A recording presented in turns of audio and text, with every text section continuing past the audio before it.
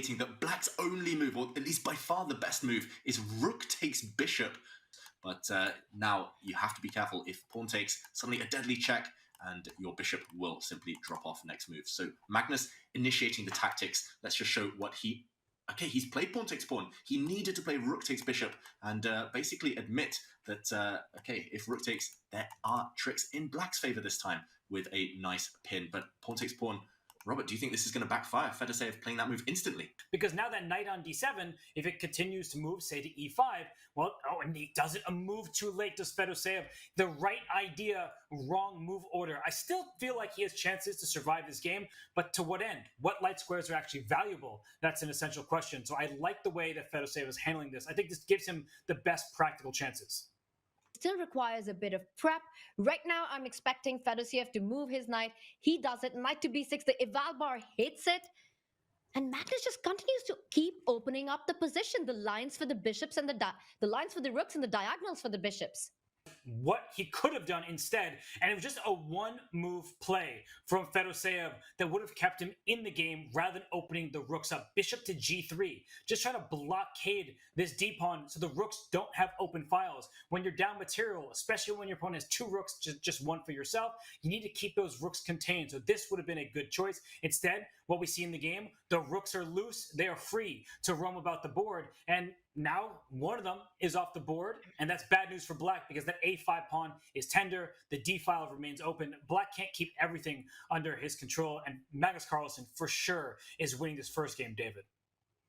100%. It's all about that target on a5, pretty much indefensible in the kind of short term, and this white a pawn, not only does it promote on a light square guided by your bishop, but it's pretty much unstoppable. You have no rooks left as Black. Yeah, knights are terrible at stopping these corner pawns, these rook pawns. So once the white knight retreats, takes this pawn, it's a matter of time before Fedoseev has to resign. We saw him sit back, exhale a moment ago. He knows it's over. The white rook doesn't look impressive now, but it will soon join the fun. And I think we'll see a very simple plan. Black's counterplay far too slow. And Magnus, he's going pawn hunting. He's going to hunt down the full point in this game soon, closing out the victory. Again, just in the space of one or two moves, this is how strong the top players are. They punish you, one small imperceptible slip, and here we go. Knight takes pawn, inevitable. It's just a straightforward plan. Magnus about to bank it. We think, Tanya, shall we go to the other game where there's still action on the board?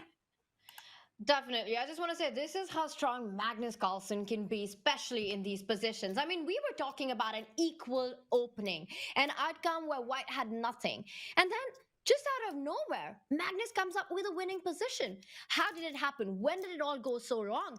It's just unbelievable how he makes these things just appear on the board and makes chess look so easy.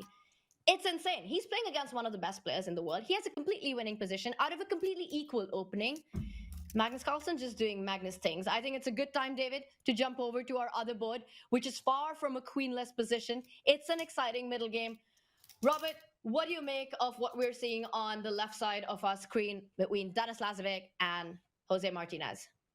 It's definitely heating up on the left-hand side board because there are open diagonals for both players. Usually, open space, it is good for the player with the pair of bishops as Jose Martinez.